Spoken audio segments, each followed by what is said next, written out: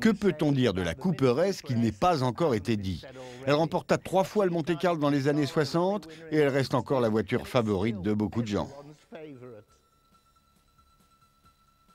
Même s'ils furent limités par la taille du moteur et la taille de la voiture elle-même, les ingénieurs de British Leyland créèrent avec la Mini Cooper l'une des voitures les plus extraordinaires du monde des rallyes des années 60. Sous-dimensionnée avec sa petite cylindrée de 850 cm3, la Mini fut rapidement boostée à 1000 cm3 en 62 et devint alors la Mini Cooper.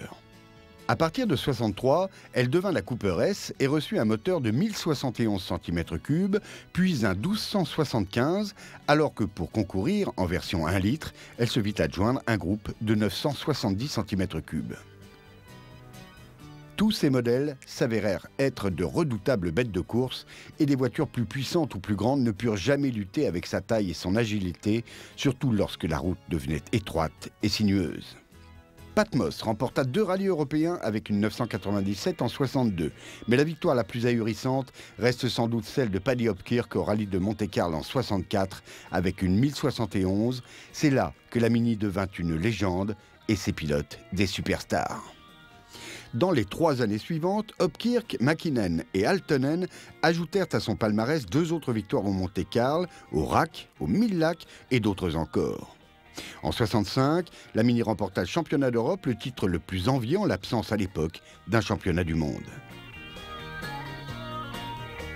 La disqualification des voitures du Monte-Carlo 66 ne fut pas négative, puisque presque tout le monde du rallye soutenait que les autorités françaises avaient interprété le règlement pour permettre à une voiture française de gagner.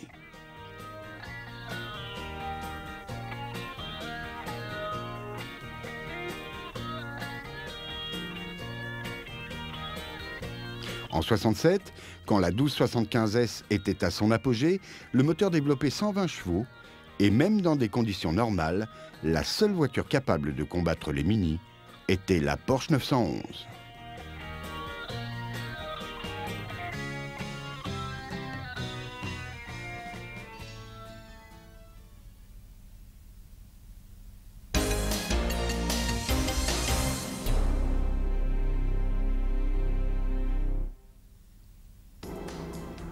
Au début des années 80, British Leyland développa une nouvelle voiture 4 roues motrices destinée à s'aligner en groupe B, la MG Metro 6 RX. Elle était apparentée de loin seulement à la sage berline traction, connue sous le nom d'Austin Metro. En fait, son design était issu d'une écurie connue en Formule 1, Williams Engineering. C'est Williams qui en dessina la ligne, conçut son châssis et développa sa transmission intégrale, alors que Cosworth se chargea du développement du moteur. Une fois ce travail achevé, l'usine MG de Longbridge fut chargée de produire les 200 exemplaires exigés par la réglementation du championnat du monde des rallyes. Au centre de la voiture, on trouvait un V6 à 90 degrés, placé juste derrière le pilote. Il n'était pas suralimenté et développait 420 chevaux.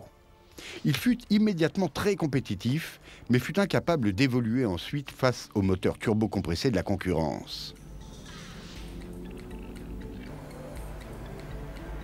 Malgré cela, il s'agissait d'un moteur très agréable à l'emploi car il était linéaire et souple. Même lorsque la réglementation ferma le groupe B, il fit encore le bonheur des championnats régionaux britanniques pendant une bonne quinzaine d'années.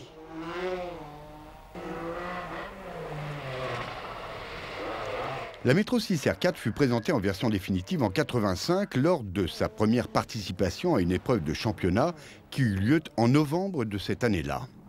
Au RAC, elle termina à une prometteuse 3e place aux mains de Tony Pond.